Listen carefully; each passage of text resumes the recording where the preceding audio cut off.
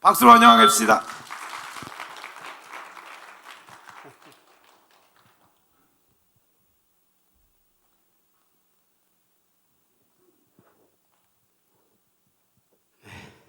몸둘 바를 모르겠습니다. 기도하겠습니다. 하나님 감사합니다. 오늘 용렬한 것 감춰주시고 성령께서 말씀하여 주시옵소서. 전하는 자 듣는 자의 심령을 열어주셔서 능력의 말씀이 우리의 심령을 기경하고 새롭게 하는 역사가 있게 하여 주시옵소서. 예수 그리스도 이름으로 기도합니다. 아멘. 네, 사랑하고 축복합니다. 네, 사실 이 멘트는 우리 성자산에서 배웠어요. 처음에 우리 최정구 장로님이 저한테 그러시더라고요. 처음에는 좀 어색했어요. 근데 지금은 참 다정스럽게 다가오는데 아마도 제가 슬슬 성자산 체질로 바뀌어가는 게 아닌가 이런 생각을 합니다. 저는 어제 우리 원장님 설교 또 우리 아침에 왕 목사님 설교 들으면서 큰일 났다. 이거 영적 거장들에게 내 내면에 빈 것이 낱낱이 다 드러나는 거 아닌가 염려가 되기도 했습니다. 그러나 제가 유세를 당하든지 우세를 당하든지 그것도 하나님의 뜻이라고 여기고 너무나 뜨겁게 찬양해 주시고 너무나 뜨겁게 기도해 주신 걸로 여러분들은 넉넉히 채워지신 것이라고 믿습니다. 그래서 저는 더불어 이제 가겠습니다. 네, 이 성자산 들어와서 들었던 얘기 중에 가장 대표적인 얘기가 뽑고 또 뽑고 7번 뽑았다, 이런 말을 자주 들었습니다. 사실 처음에 제가 올 때는 하룻밤 나그네로 왔어요. 사실은 여기 방송실에 있는 우리 왕재욱 형제가 장윤정 집사님도 마찬가지고 처녀 총각 때서부터 저하고 잘 알았습니다. 저는 KT에서 근무했고요. 우리 왕 집사님은 관광공사에서 근무했고, 우리 직장인 성경 공부 모임으로 매주 몇 번씩 만나서 같이 성경을 공부하고 그랬던 관계죠. 그래서 아주 형제예요. 그냥 뭐 여기서 점잖게 집사라고 하지만 만나면 그냥 형제입니다. 도훈이 태어나기 전서부터 봤고요. 도훈이 태어나서부터 지금까지 다 봐왔던 사람이죠. 그때는 그래서 약간 이게 황당한 얘기 같기도 하고 뭘 뽑고 또 뽑았어 그런 생각도 들기도 했어요. 근데 여기 두 번째 와서 이제 많이 바뀌기 시작했어요. 이게 뽑고 또 뽑았다는데 이거는 또 뽑기가 아니고 이분들의 신앙 고백이로구나 라는 걸 느꼈어요. 그건 대단하잖아요. 하나님이 나를 택하시고 또 택하시고 부르셨다는 그 얘기인데 그 의미를 생각하니까 너무 감동적이더라고요. 그래서 여러분 그런 얘기 자주 하세요. 뽑고 또 뽑고, 우리 원장님도 그러셨는데 그랬다고요. 우리 왕재욱 형제님이 어느 날 전화가 왔어요. 제가 순장이거든요. 순장님. 그래서 간사님이라고도 하고 순장님. 내가 성경에서 말하는 그 사람을 만났습니다. 어떤 사람을? 사랑으로 살아가는 사람을 만났습니다. 그래서요, 저 부부 다 서울 출신들이거든요. 근데 연고도 없는 일이 내려온 거예요. 이 성자산 보려고요. 그래서 내가 미쳤구나. 미쳤다고 그랬어요. 근데 한번 꼭 와보면 안 되는 거예요. 너나 잘해라 그랬어요, 서울. 그리고 안 왔어요. 근데 마침 목포에 강의가 있어가지고 저는 이제 직장인 선교 조직이 전국에 한 100여 군데 됩니다. 그래서 각 지역을 순회해서 다녔는데요. 목포에 갈 일이 있어서 나 목포 간다 그래가지고 그때 목포 살았거든요. 그래서 여기를 왔어요. 왔더니 세상에 대원이라고 그 테이프를 틀어주는데 좀 이상한 거예요. 내가 이게 뭐 잘못 왔네. 그리고 그날 보찜을 싸가지고 나가려고 그런데 그 유명한 분이 찾아오셨어요. 뭐 최정구라고. 그리고 한 시간 이상 된 거예요. 한 2시간 가까이 설명을 하더라고요. 근데 저는 뭐 그렇게 지루하게 오래 얘기를 듣는 사람이 아니거든요. 근데 저분 은사가 있더라고요. 듣기 하더라고요. 2시간 듣고 그래 믿져야 본전이다. 하루 더 있어보자. 그리고 하루 더 있었어요. 그날이 아마 수요일 날인가 무슨 날이었던 것 같은데 하여튼 제 기억에 그 다음날 뭐 강사님이 오셨다고 해서 뵈니까 어우 멀쑥한 신사예요. 젠틀맨이. 속으로 그랬어요. 저렇게 젠틀하신 분이 왜 이렇게 촌구석까지 오셔가지고 그 생각을 했어요. 근데 그분이 누구냐면 저기 앉아 계신 신현철 목사님. 그분이 설교를 하시더니 대언을 하시더라고요. 야, 이거 좀 이상하다. 각본을 짜고 해도 힘든데 아무리 잘 짜도 저렇게 맞출 수가 있을까? 그리고 내가 그때 결정한 게 이건 진짜다. 진짜인데 나하고는 내 과는 아니네. 그랬어요. 그래서 이틀인가 더 있다가 올라갔습니다. 그리고 은혜는 있는데 나하고는 체질이 안 맞고 그래서 까맣게 잊어버렸어요. 까맣게 잊어버리고 있었는데 몇 년이 지나갔죠. 근데 어느 날 우리 교회 집사가 전화가 와가지고 그러는 거예요. 목사님 혹시 우리 사모한테 먼저 얘기했고 사모님 혹시 성자선 하세요? 깜짝 놀랐어요. 경기도 일산 땅에서 성자산 얘기를 듣다니 망치로 한 대 얻어맞은 것 같았어요. 아이고 이거 부르심이라고. 가자 모르겠다. 저 사람 혼자 보내기도 그렇고 먼저 그 집사님 먼저 가고 우리 이제 바로 뒤쫓아왔습니다. 근데 참 놀라운 거는 하나님의 그 부르심이 엄청난 은혜였다는 것이죠. 그래서 5일 각오하고 왔으면 가면 될 거 아니겠어요? 근데 이상하게 원장님 그 기도도 받고 싶고 얘기도 듣고 싶더라고요. 그래서 앉았어요. 기도를 해주시더니 석 달을 있으려는 거예요. 일주일도 겨우 왔는데 세상 참. 그래가지고 있죠.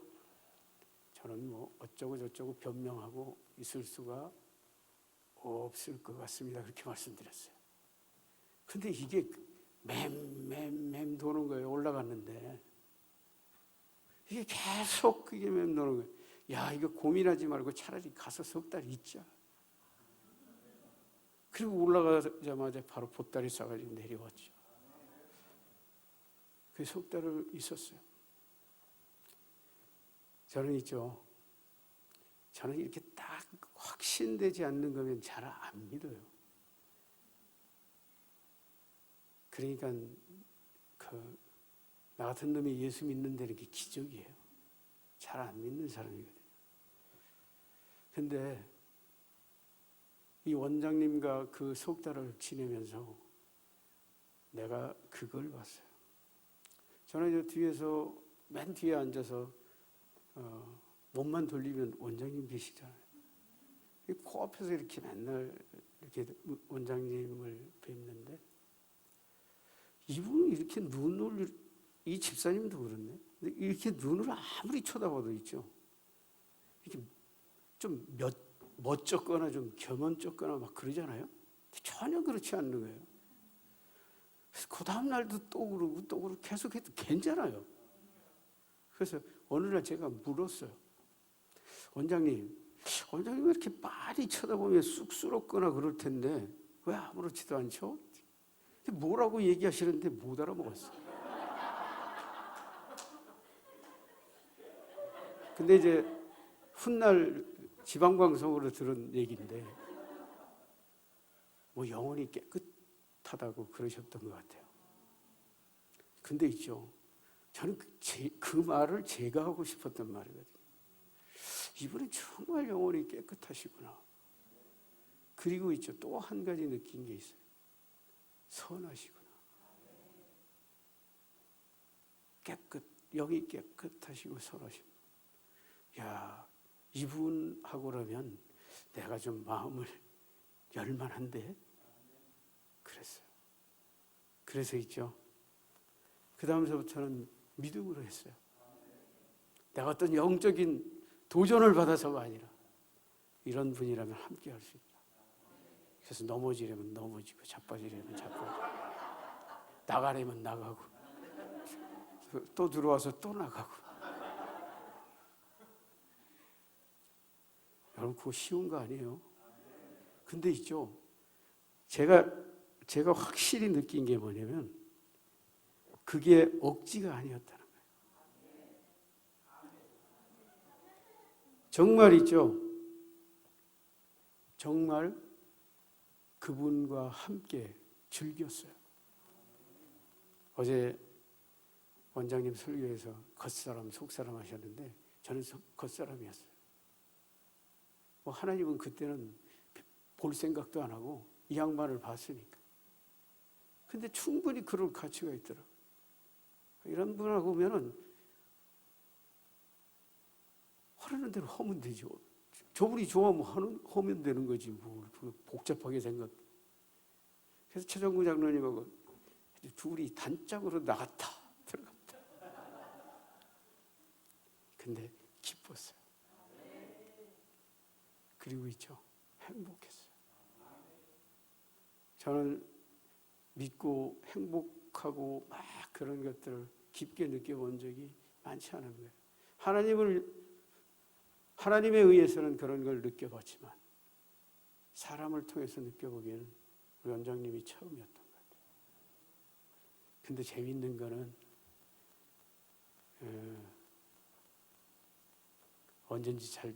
언젠지 한번 우리 주향안교회 한번 가서 여기 다 앉아 계시. 기도원하고 똑같더라고요. 사랑이 있고 찬양이 살아있는데 꾸밈이 없고 우리 원장님 형님도 거기서 유하시다. 너무 보기 좋았어요. 그리고 있죠, 뭐 우리 원장님하고 다과를 하고 마주쳤는데 마주 볼 수 있잖아요. 그래서 저 원장님 눈을 내가 빤히 쳐다봤어요. 근데 희한하더라고요. 우리 창조 원장님 눈하고 똑같아요. 이 양반도 굉장히 순수하고 영이 깨끗하고 선한 사람이라고. 제가 아마 말씀드렸을 거예요. 그래서 내가 아무렇지도 않다고. 원래 빤히 쳐다보면 좀 부끄럽기도 하고 그러더라고요. 그리고 이제 집에 가려고 차 안에서 시동 걸어놓고 앉아있는데 우리 원장님 형제가 형님하고 쌀프 데리고 가시는 거. 와, 난 충격을 받았어요. 와, 정말 순수한 사람들이라고. 나는 저런 순수함이 없는데. 나는 겉사람인데. 어제 겉사람 설교 잘해주셨어요. 제가 은혜 받았어요. 왜 제가 그렇게 겉사람일까요? 저를 소개할 때 이 얘기를 하면 사람들이 잊어버리지 않더라고요. 저는 누님이 5이에요. 이건 실화예요. 큰 누님이 이름이 행남이에요. 저는 이제 집안의 장손이에요. 그래서 딸을 낳고 다음에는 아들 낳아야지 해서 이름을 행남으로 지은 거예요. 둘째를 낳았어요. 또 딸이에요. 다음에는 꼭 아들 낳아야지 해서 행자예요. 세 번째 또 딸을 낳았어요. 그래서 이번엔 이름을 뭐라고 지었겠어요? 이제 이렇게 하다 보면 아들 낳겠지 해서 윤남이에요. 그리고 있죠. 그리고 또 딸을 낳았어요. 재밌죠? 네 번째 딸. 이름은 뭐라고 지었을까요? 이제 직설적으로 지었어요. 생남.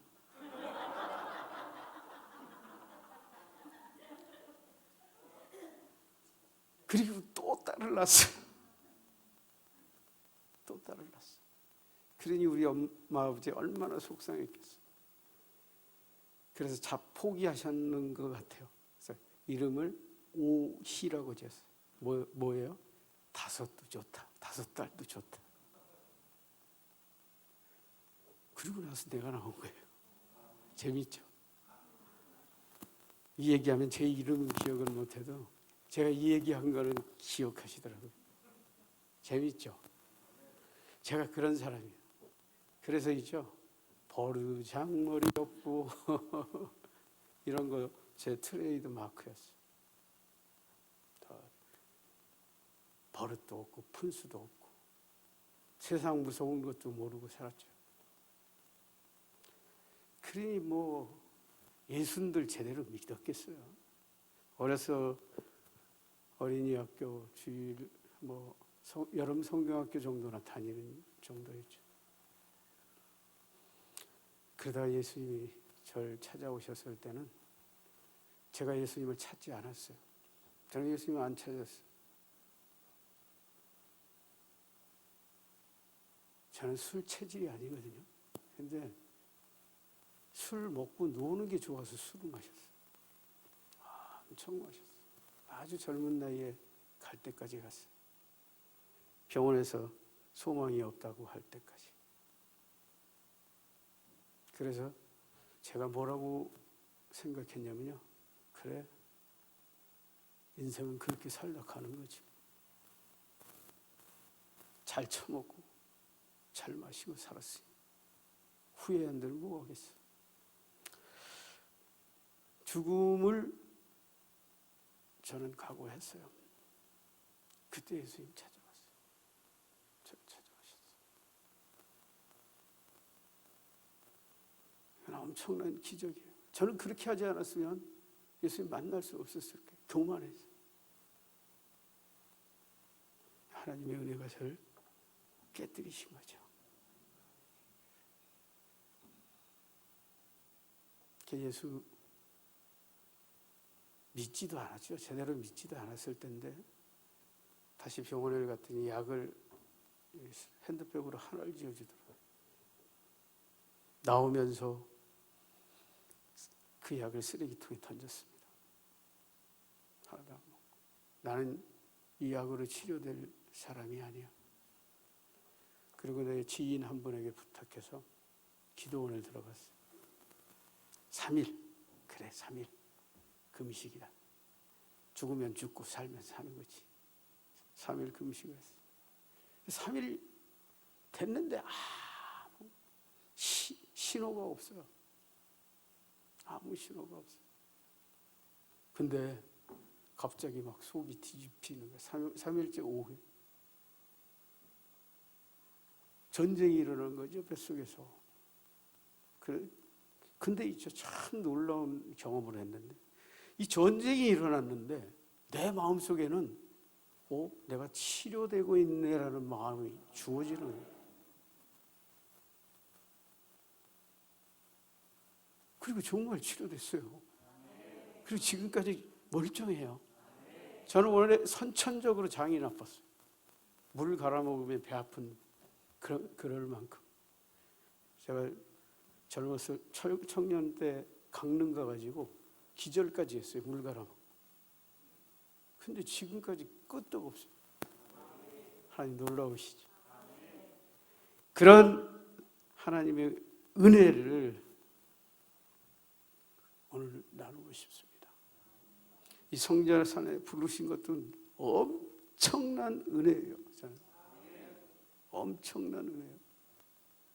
저 같은 놈이 우리 왕재욱 우리 형제처럼 자기 발로 들어오겠어요? 교만한 놈이. 왕저 경제도 안 들어왔을 거예요. 아마 돈이 아니었으면. 내가 우리 왕저 경제 잘 알거든요. 저하고 고부거든요. 고지식한 걸로. 고부 별 차이 없었어요. 그런데 어느 날 깨져가지고 완전히 인간이 바뀐 거예요. 야, 진짜 아들이라면 뭐 생명이라도 내놓는다 그러더니 정말 그런가 보다. 우리 왕조국 형제들이 그런 걸 느꼈었죠. 오늘 성경은 그렇게 말합니다. 그러므로 이제 그리스도 예수 안에 있는 자에게는 결코 정죄함이 없나니. 로마서 8장 1절이죠. 이 정죄함이 없는 자가 누구냐면 그리스도 안에 있는 자예요. 근데 이 그리스도 안에 있는 자라고 우리말 성경은 기록되어 있지만 킹제임스 버전이나 마소라 성경 원본 같은 데 보면은 그리스도 안에서 성령을 따라가는 자예요. 근데 이제 그리스도 안에라는 말하고 성령을 따라가는 거하고 동의하다고 생각해서 아마 생략하신 것 같아요. 그리고 이렇게 선언하죠. 이는 그리스도 안에 있는 생명의 성령의 법이 죄와 사망의 법에서 너희를 해방하였습니다. 여기서 생명의 성령의 법이 여러분들을 부르신 거죠. 저를 부른 거고요. 죄와 사망의 법은 이건 율법이 아니에요. 이건 잘못 이해하시면 안 돼요. 이 죽음의 법칙을 얘기하는 거예요. 죄 때문에 죽어야 되는 법칙. 예수님 한 번도 율법을 폐하거나 하러 오시지 않았다고 하기 때문에 이걸 죄와 사망의 법이라고 얘기하면 잘못된 것이죠. 그렇습니다. 여기서 말씀하신 그리스도 안에 있는 자들이 여러분이고 뽑고 또 뽑고 7번 뽑은 여러분들이라는 거예요. 놀랍지 않습니까? 정죄함이 없대요.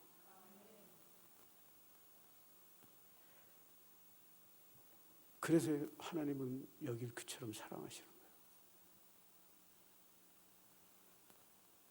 저는 그 비밀을 여러분들에게서 발견했어요. 저거 정말 사랑할까? 정말 사랑해서 저럴까? 골치 아픈 사람이 저예요. 근데 정말 사랑하더라고요. 우리 최 권사님, 내가 처음 온 날 최 권사님한테 혼났어요. 왜 혼났는 줄 아세요? 원장님 이렇게 어깨에다 손 얹고 사진 찍었거든요. 혼났어요. 황뭐라 그러시더라고요. 근데는 그때 제가 들었던 생각이 뭐냐면 처음에는 황당인데 나중에는 아니었어요. 저분의 충성이었어요. 원장님을 보호하고 하나님의 일을 보호하려고. 내가 무리했던 거죠. 그래서 지금도 사랑해요. 조금도 안 미워해요. 또 여기 성전에서 졸다가 우리 김명 집사님한테도 혼났어요. 근데 있죠. 그게 진심이 느껴지는 거예요. 그게 밉고 화나는 게 아니라 그 진심이 느껴지는 거 있잖아요. 그래서 김명 집사님 안 보여서 있죠. 조카한테 내가 전화번호 물어봤다니까요. 맨날 그래도 밥 해줬는데 성전에서 혼내긴 했지만 이런저런 것들이 저는 나도 모르는 사이에 우리 송자산 식구들을 사랑하고 있더라고요. 진짜예요. 진짜로 사랑해요. 그리고 있죠. 여기 우리 십자가 달고 계신 부부죠. 주양안교회에 가서 뵀는데요. 너무 반가운 거예요. 그래서 우리 원장님께서 맨날 천국에서 만나면 얼마나 반갑겠냐 그러시죠. 바로 그런 여기서 만나도 반갑더라. 여러분, 사랑이라는 단어는 수없이 만납니다. 성경을 뒤져봐도 숨 없이 나옵니다. 그러나 사랑을 실천하는 사람은 많지 않습니다. 그러나 그 사랑으로 그 심령이 변화된 사람, 그건 변한 척하는 게 아니라 변한 것처럼 의지를 드리는 것도 아닌 변해버린 사람, 그 사람이 저는 최영자 원장님이라고 믿어요. 어쩌면 최 원장님의 마지막 이 수리 대상이 저였을지도 몰라요. 마지막에 열심히 고쳐주셨어요. 나가라 그래서 나가고 들어가라 그래서 들어가고 열심히 고쳐줬어요. 저는 고쳐지는 걸 느꼈어요. 겉사람이고 속사람이고 그건 잘 모르겠어요. 근데 분명히 나는 순종했고 순종하는 대로 좋아졌어요. 어느 날 그러시더라고요. 얼굴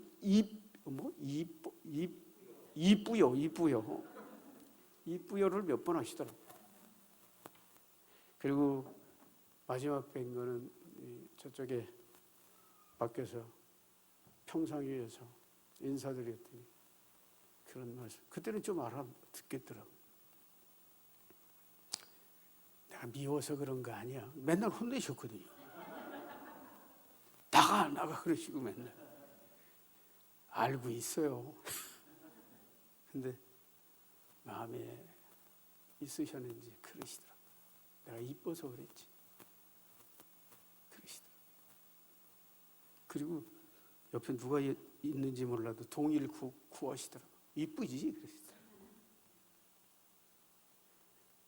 사랑이었어요. 사랑이었어요. 문자가 아니었어요. 말도 아니었어요. 그냥 마음이었어요. 저는 그분을 들여다보고 있으면 그게 느껴져요. 느껴졌어요.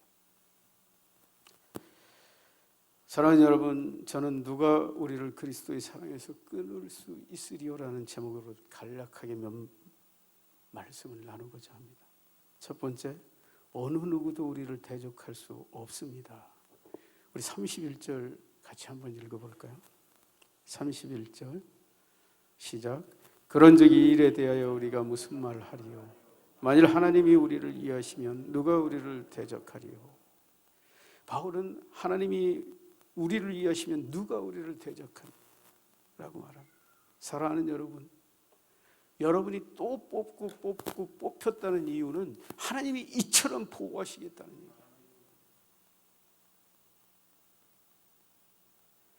누가 여러분들을 대적할 수 있겠습니까? 이런 얘기죠. 28절은 또 그렇게 얘기해요. 우리가 알거니와 하나님을 사랑하는 자 곧 그의 뜻대로 부르심을 입은 자들에게는 모든 것이 합력하여 선을 이루느니.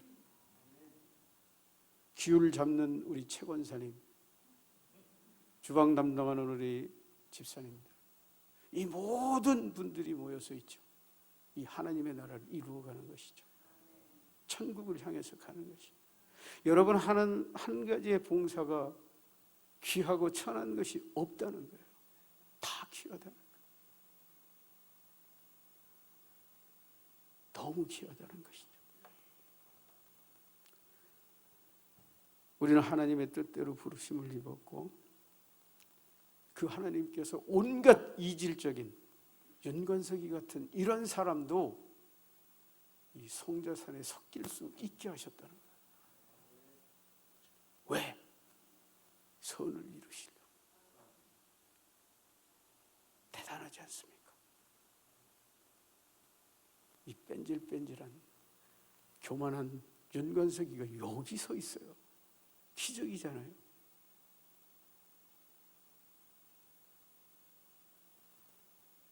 우리 원장님 사람을 잘 못 보는지 마음이 넓은지 잘 모르겠어요.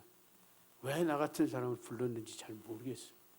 근데 후자 같아요. 마음이 좀 넓은 것 같아요. 좋은 사람 같아요. 저는 우리 원장님을 이렇게 보면은 우리 박구식 원장님 얘기하는 거예요. 뭐 이렇게 위험 뭐 원장님에서 막 얘기 아니고 너무 귀엽게 보이잖아요. 사랑스럽게 보이잖아요. 그 무시해서 말씀드리는 거 아니에요. 그 권위 존중합니다. 하나님이 주신. 근데 그렇게 느껴지는 걸 어떻게 하겠어요? 근데 그 느낌이 저는 원장님, 최양자 원장님도 똑같았어요. 너무 귀여우신 거예요. 여러분 안 그랬어요? 너무 귀여운 거예요. 노인이 뭐 춤을 추셔도 그렇고 뭐 코에다 뭐 휴지를 넣으셔도 귀엽더라고요. 어쨌든 귀여웠어요, 저는. 원장님 화내지 마세요. 저는 이게 제 본심입니다. 네. 근데 한 가지 느끼는 게 있어요. 원장님이 이전에 사랑하는 형제로구나. 그리스도 안에서. 이건 분명히 여기 있는 우리 집사도 마찬가지. 주 안에서 사랑하는 형제로구나. 그건 변함이 없어요. 어느 날 최정구 장로님이 쪽지 2개를 덜렁 내주시더라고요. 거기에 보니까 한 문장만 달랑달랑 적어 놓으셨어요. 길게 적지도 않았더라고요. 한 장에는 예수님이 당신을 하나님의 아들로 만들었습니다. 이게 무슨 소리야? 또 한 장에는 일편단심 죽도록 충성 이걸 적어가지고 주시더라고요. 근데 저는 그걸 받고 있죠. 가슴이 찡했어요. 내가 여기 온지 아시나 보네. 하나님이 아시나 보네. 정확히 알고 계시나 보네. 라는 믿음이 왔어요. 여러분이 오신 거 하나님이 아세요. 내가 온 것도 아셨기 때문에.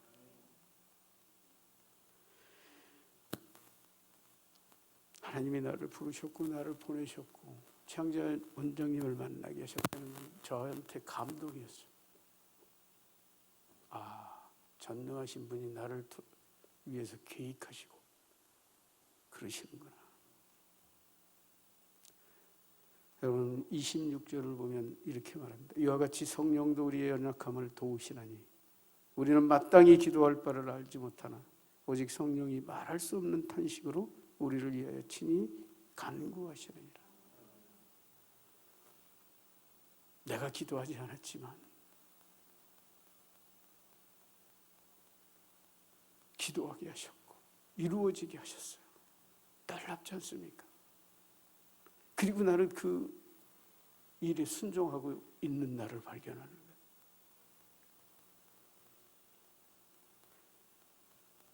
여러분, 우리의 대적은 세상 아닙니다. 세상 권세도 아니에요. 그런 것들하고 싸우지 마세요. 세상을 두려워하면 이미 우리는 믿음이 없는 거예요. 불신앙이에요. 전능하신 하나님을 믿는다면 하늘이 부쩍이 나도 두려워하지 마셔야 돼요. 그래서 여러분, 이 그리스도의 사랑 안에 있는 여러분에게 저는 말씀드리고 싶어요. 기뻐하세요. 감사하세요.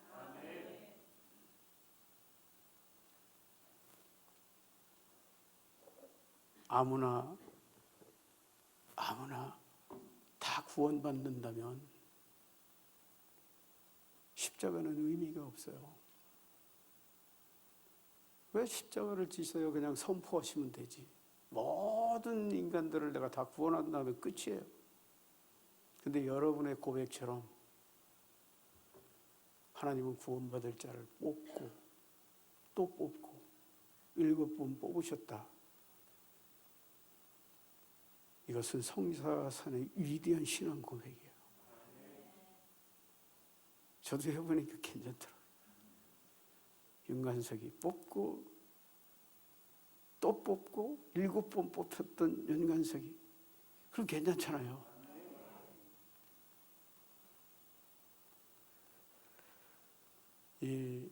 우리를 대적할 수 없는 것은 구약 성경에도 나옵니다. 여러분, 성경은 구약과 신약으로 분류되지 않습니다. 우리는 흔히 구약은 율법, 신약은 복음이라고 생각하는데 그렇지 않습니다. 이 성경을 시대 분류하면 어떻게 분류하냐면요, 예수님의 출생을 기점으로 구약, 신약으로 나뉘죠. 구약은 다시 하나님의 통치하시는, 직접 통치하시는 창세기서부터 사사기까지가 하나님의 시대죠.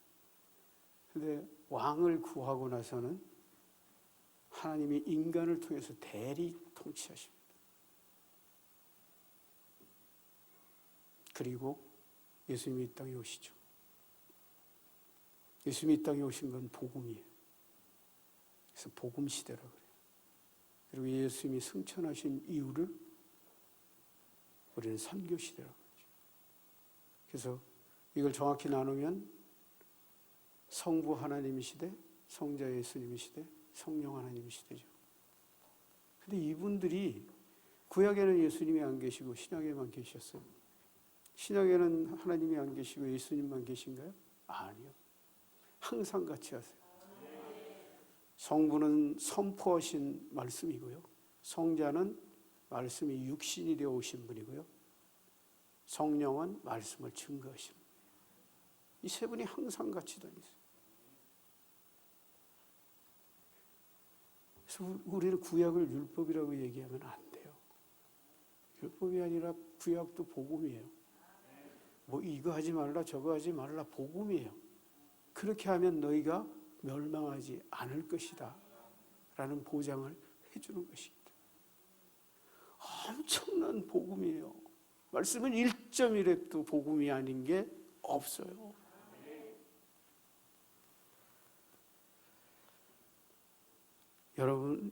여러분이 그 거룩한 하나님의 백성이라는 이 자긍심이 여러분의 믿음이에요. 누가 우리를 그리스도의 사랑에서 끊을 수 있으랴? 두 번째, 어느 누구도 우리를 정죄할 수 없습니다. 34절 우리 같이 한번 읽을까요? 34절 읽겠습니다.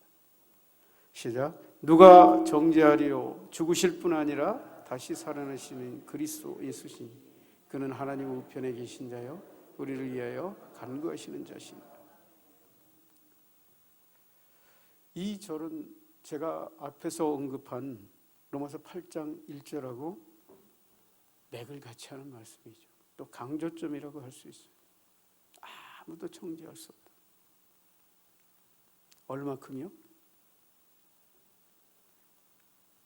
이 세상에 이 아무도 정죄할 수 없다는 것을 쭉 설명해 주고 있어요. 예수께서 죽으시고 다시 부활하셨기 때문에. 또 32절은 자기 아들을 아끼지 아니하시고 우리 모든 사람을 위해서 내주신 그분의 사랑이 있기 때문에. 16절은 성령이 친히 우리의 영과 더불어 우리가 하나님의 자녀인 것을 증언하시기 때문에. 33절은 누가 능히 하나님께서 택하신 자들을 고발하리요? 여러분, 누가 고발하겠어요?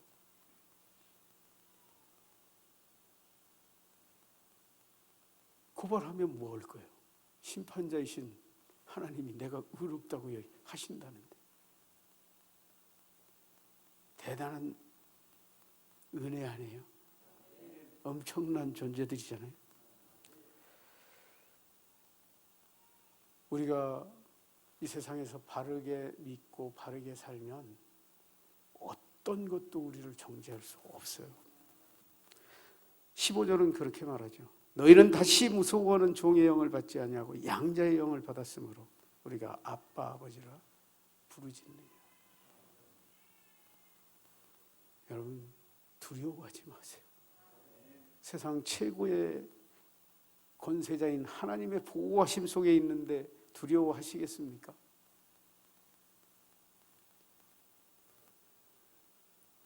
여러분, 그리고 한 가지 중요한 게 있어요. 여러분, 왜 부르셨을까요? 세상에 놔두기 귀찮아서 부르셨을까요? 부르시는 이유는 오직 한 가지라는 거예요. 사랑하셨어. 죄송해요. 자꾸 얘기하게 되는데 우리 최양재 원장님에게서 그걸 느꼈어요. 저는. 이분은 정말 사랑해 주시는구나.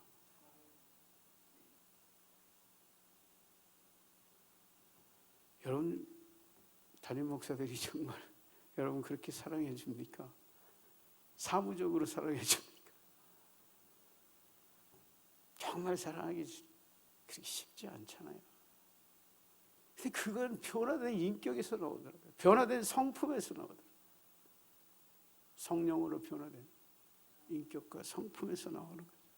그래서 그분의 사랑은 부담스럽지 않은 거예요. 어떤 짐이 되는 것도 아니에요.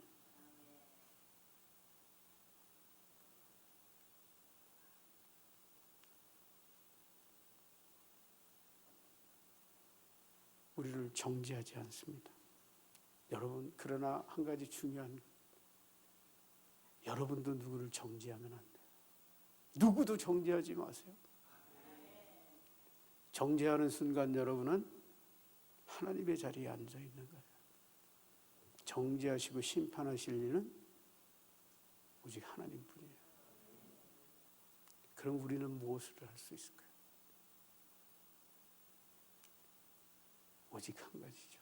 사랑할 수 있는 거예요. 사랑하세요. 사랑은 율법의 마스터 키예요. 사랑하면 도적질하지 않고요. 사랑하면 살인하지 않고 모든 율법이 이루어져요. 사랑하면. 그래서 최양재 원장님은 그게 이루어진 분인 것 같아요. 저는 그게 배우고 싶어요. 누가 우리를 예수 그리스도의 사랑에서 끊을 수 있으리요? 세 번째, 그 어떤 것도 우리를 그리스도의 사랑에서 끊을 수 없습니다. 39절 우리 같이 읽겠습니다. 시작. 높음이나 깊음이나 다른 어떤 피조물이라도 우리를 우리 주 안에 있는 하나님의 사랑에서 끊을 수 없어요. 세상의 그 어떤 피조물도 우리를 사랑에서 끊을 수 없어요. 바울은 35절 39절의 이 말씀을 통해서 하나님의 사랑인 이 생명의 성령의 법에 대해서 아주 탁월하게 설명하고 있는 거예요. 그 구성을 보면 이 35절 3절 누가 그리스도의 사랑에서 끊으리요 하고 전제하죠. 그리고 39절에서도 동일하게 우리를 우리 주 예수 그리스도 안에 있는 하나님의 사랑에 끊을 수 없으리라. 문을 열고 닫는 게 끊을 수 없다는 걸로 열고 닫는 거예요. 이것을 히브리 문장 기법으로 샌드위치 기법이라고도 하죠. 키아즘 구조라고. 그리고 강하게 그 안에서 논지를 설명하고 있어요. 35절에는 하반절에는 환난이나 공고나 박해나 기근이나 적신이나 위험이나 칼이라. 어떤 고난도 우리를 그리스도 예수의 사랑에서 끊을 수 없다는 강조점이죠. 또 36절 7절도 기록된 바 우리가 종일 주를 위하여 죽임을 당하게 되며 도살당할 양같이 여김을 받았나이다 함과 같이. 그러나 이 모든 일에 우리를 사랑하시는 이로 말미암아 우리가 넉넉히 이기느니라. 36절은 이사야 44장 21절의 인용 구절이죠. 즉 성도가 죽을 것 같은 고난을 당하여 죽을 수밖에 없는 자처럼 취급을 당하여도, 그죠? 그리고 37절은 뭐라고 그래요? 하나님의 사랑 때문에 우리는 넉넉히 이긴다는 거예요.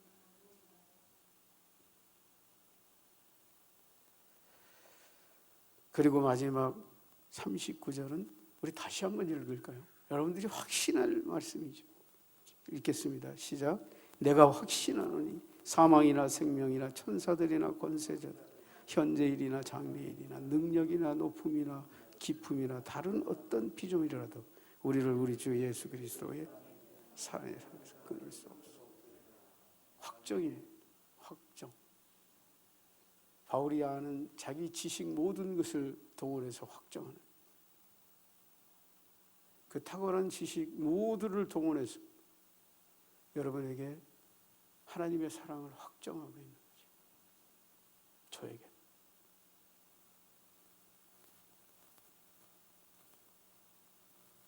세상의 어떤 고난과 세상의 어떤 비종을도 결단코 그리스도의 사랑에서 우리를 끊을 수 없다라는 확정적 선언이 그렇습니다. 오늘 본문 로마서 8장은 우리를 사랑하시는 그리스도의 사랑에서 우리를 끊어낼 수 없다고 확정적으로 선포하는 것이죠. 오늘 우리 내용을 핵심적인 구절들을 보면 1절에서 그러므로 이제 그리스도 예수 안에 있는 자에게는 결코 정죄하며 31절 그런즉 이 일에 대하여 우리가 무슨 말하리 하나님이 우리를 위하시면 누가 우리를 대적하리요 39절은 높음이나 기쁨이나 다른 어떤 피조물이라도 우리를 우리 주 예수 그리스도 안에 있는 하나님의 사랑에서 끊을 수 없으리라.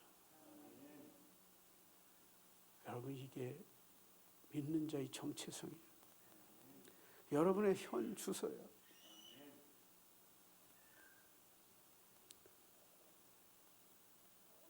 구약 성경에서도 이런 경우가 있었죠.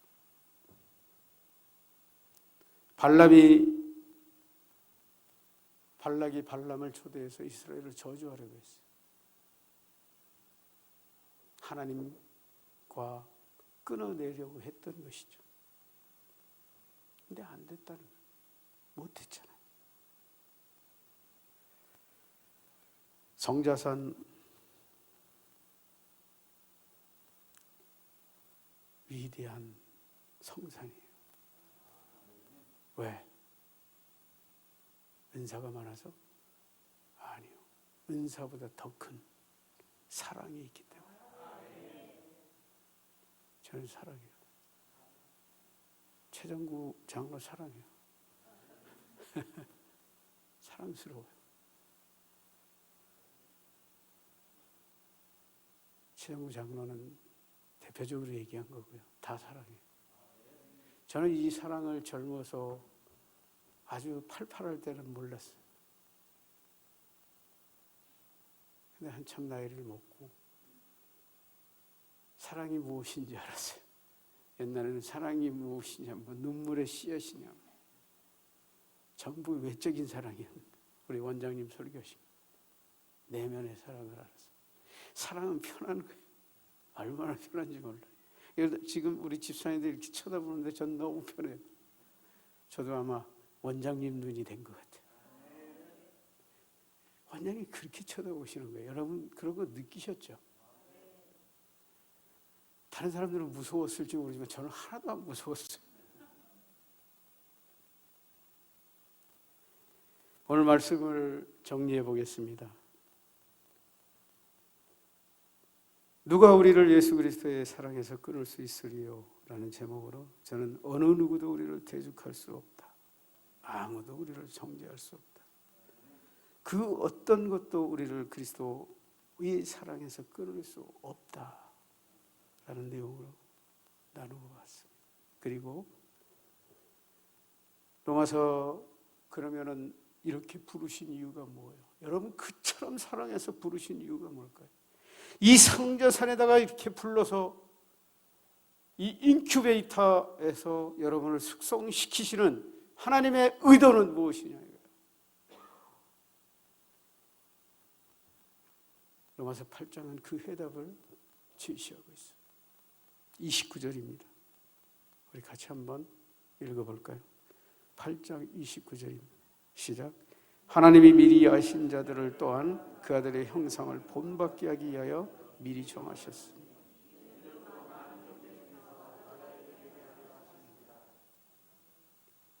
여러분을 뽑고 또 뽑고 7번 뽑은 이유가 뭐라고요? 예수 그리스도를 본받게 하기 위해서. 예수 그리스도를 본받는 자 최양자 원장님을 통해서 할 수 있다라는 메시지를 우리에게 주신 거예요. 그분이 하셨던 것처럼, 그분이 걸어가셨던 것처럼 여러분도 하실 수 있다라는 그 샘플이 우리 최 원장님이시죠. 한번 도전해 볼 필요가 있잖아요. 저는 얼마 전이 아니라 작년서부터 그랬던 것 같아요. 제 마음에 엄청난 부담이 있었어요. 뉴스만 보면 사람들이 자살하고 죽고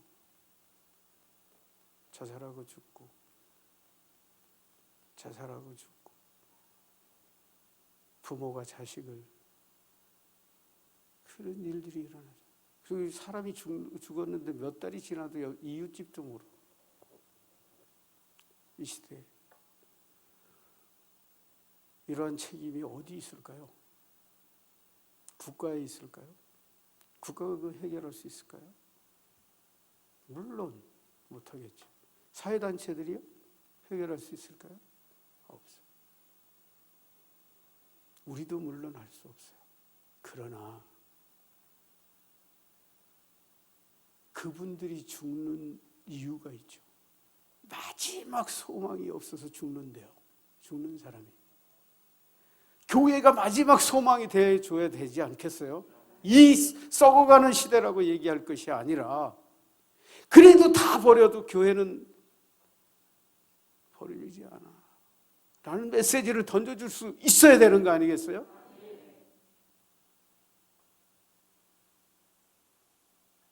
저는 그래야 된다고 믿어요.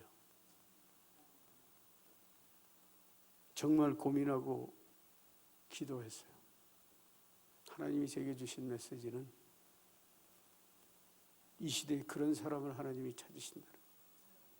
돈 많고 기름지고 헌금 많이 내고 말 잡는 성도들을 찾는 교회가 아니라, 죽어가고 상처받고 인생의 풍랑 만난, 강도 만난 자들을 섬기는 그것이 교회다. 그런 결론을 얻었는데 그 샘플이 여기인 거예요. 최양자 원장인 거예요. 이 양반은 어떻게 내가 가려고 하는 길마다 다 미리 계시는 거예요. 여러분, 우리가 이제 그분이 갔던 길을 가야 돼요. 이제 성자사는 2대 원장님이 취임하셨어요. 1대 원장님이 주춧돌을 넣고 지으셨다면 이제는 결실을 거두어야 돼요. 가는 데마다 이런 것이 세워져야 돼요. 주향한 교회가 가는 곳마다 세워져야 되고요. 가는 데마다 우리 김영미 집사님 같은 그런 것이 세워져야 돼요. 그래서 그곳을 섬겨야 돼요. 그리고 또 우리가 여기서 모여서 새 힘을 얻고 또 흩어지고, 이거 해야 되지 않겠습니까? 그래서 이 뜨거운 가슴을 정리했는데 어느 날 신학교 학장님이 특강을 하러 해달라고 하더라고요. 지금 가슴에 맴도는 얘기가 그거밖에 없는데, 그래서 그 얘기를 했어요. 근데 정말 은혜 받은 사람은, 뭐 학생들은 내가 모르니까, 총장님하고 총장님 그 사모님이 오셨더라. 그 두 분이 제일 은혜를 받았나.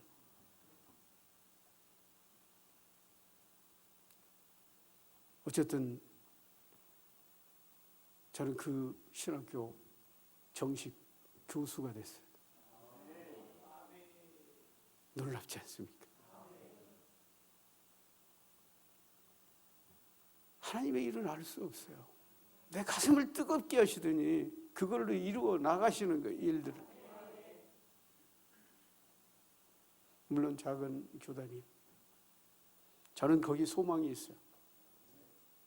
저는 우리 성자산도 언젠가는 신학을 세워야 된다고 생각해요. 왠 줄 아세요? 신학이 없어서가 아니에요. 정신을 전수받아야 된다. 지식이 아니라 정신. 율법의 정신, 사랑. 그것을 전수받아야 된다. 모르겠어요. 우리 원장님이 나중에 결단하시면 저는 착실히 배울 거예요. 신학교를 어떻게 세우는지, 그리고 어떻게 해야 되는지 할 수 있다고 저는 믿어요. 그리고 그런 정신 때문에 아마 신학교들이 난립하지 않나 생각이 들어요. 그게 중요하기 때문에. 지식이 중요한 것이 아니라 어떻게 살아야 되는가, 열심히 노력하고 땀 흘려서 자립교회를 세우는 게 목적인가? 아니라는. 사람을 세우고 섬기고 돌보는 게 목적이 돼야 된다는 거죠. 그럼 뭘 먹고 살라고? 주님이 주시겠죠. 여러분, 그리스도인은 세상 것을 막 수단 방법 가리지 않고 갖다 교회를 섬기는 자들이 아니에요. 하나님께 구해서 하나님이 주시는 것을 가지고 세상을 섬기는 자들이에요. 착각하지 마세요. 하나님, 나 교회 섬겨야 되니까 저놈보다 월급 더 받게 해주세요.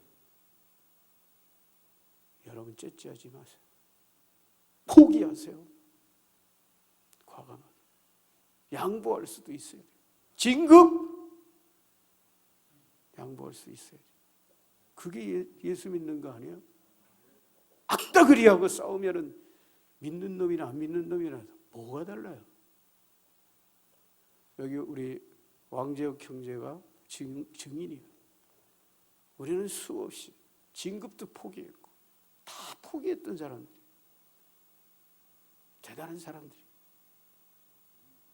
평신도 때 그렇게 살았어요. 뺨도 맞아봤고 상사들이. 저는 진급 개수를 4번을 양보했는데 제가 제일 먼저 됐어요. 하나님 참 재미있으세요. 다 뒤집더라고요.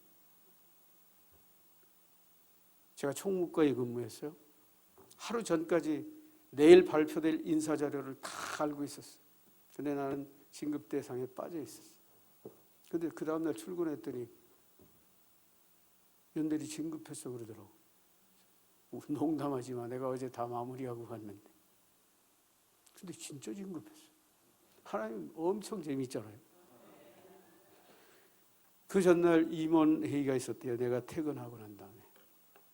근데 이 사람은 왜 맨날 1등인데 왜 진급이 안 되는 거야? 그래서 뒤집은 거예요. 임원이. 하나님 참 재미있으신 분이죠. 어저께 밤에까지 아니었는데 아침에 가니까 이게 하나님이. 양보하세요. 희생하세요. 우리 성자산 위대함은 바로 거기서. 우리가 취하려 하는 게 아니라 베풀려고 하는 거예요. 그것을 우리 원장님께 배워야 된다는 거죠. 여러분, 베풀기만 하면 하나님이 바빠져요. 최양재 원장님 때문에 하나님이 바쁘셨을 거예요. 여기저기서 음식 대주랴 뭐 대주랴 베풀기만 하시니까. 하나님이 하실 일, 인간이 하실 일을 똑바로 하면은 우리는 형통해요.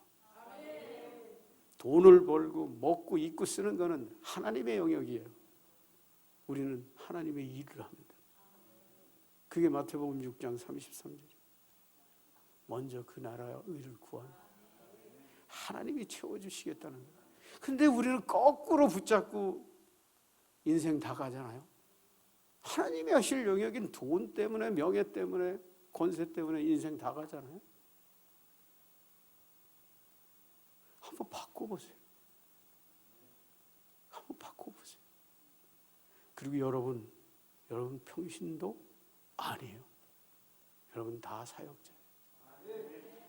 예수님의 자녀는 다 제자입니다. 여러분들 속에 꿈을 가지세요. 여러분들 중에서 수많은 2세, 3세의 최양자가 나와야 돼요. 나와야 안 돼요. 이게 배가예요. 이게 생명이에요. 배가 되지 않는 건 생명이 아니에요. 그건 뭐예요? 무정란이에요. 유정란은 배가예요. 왜? 생명이 있기 때문에. 여러분 다 그랬으면 좋겠어요. 우리가 미래 천국에 가서 최양자 원장님 만났을 때, 그때 이 성자가 산 같은 이런 것이 100군데, 1000군데, 10,000군데 이렇게 생겼다고 하면 그 양반이 얼마나 기뻐하실까. 너 그럴 줄 알았다 그러시지 않을까. 그게 하나님의 뜻이에요. 하나님 우리에게 분명히 말씀하셨어요.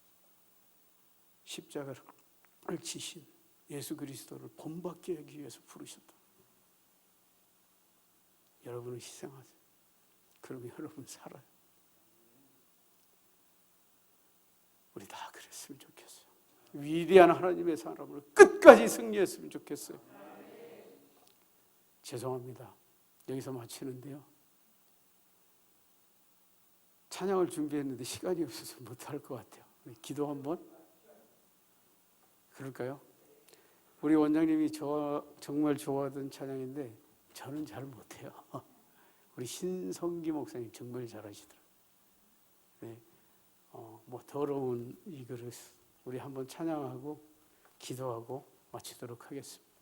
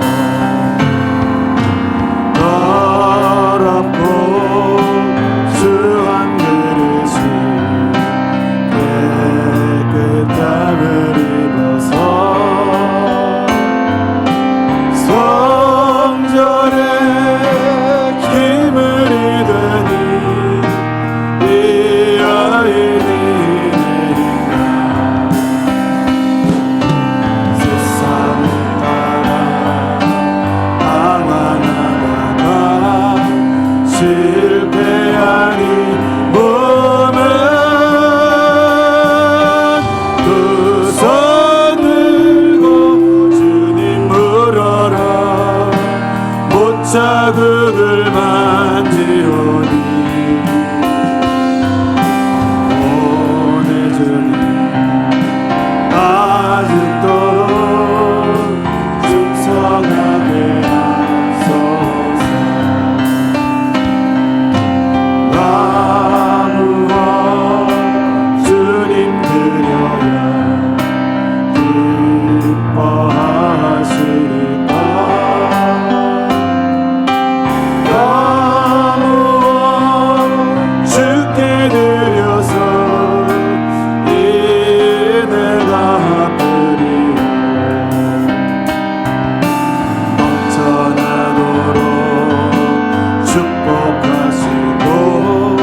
사랑하신 주님께 순종하며 주님 것으로 살아가겠사오니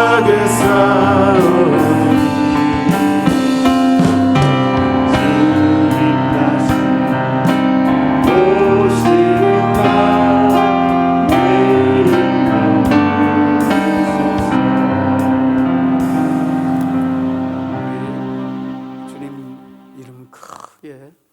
3번 부르고 기도하겠습니다.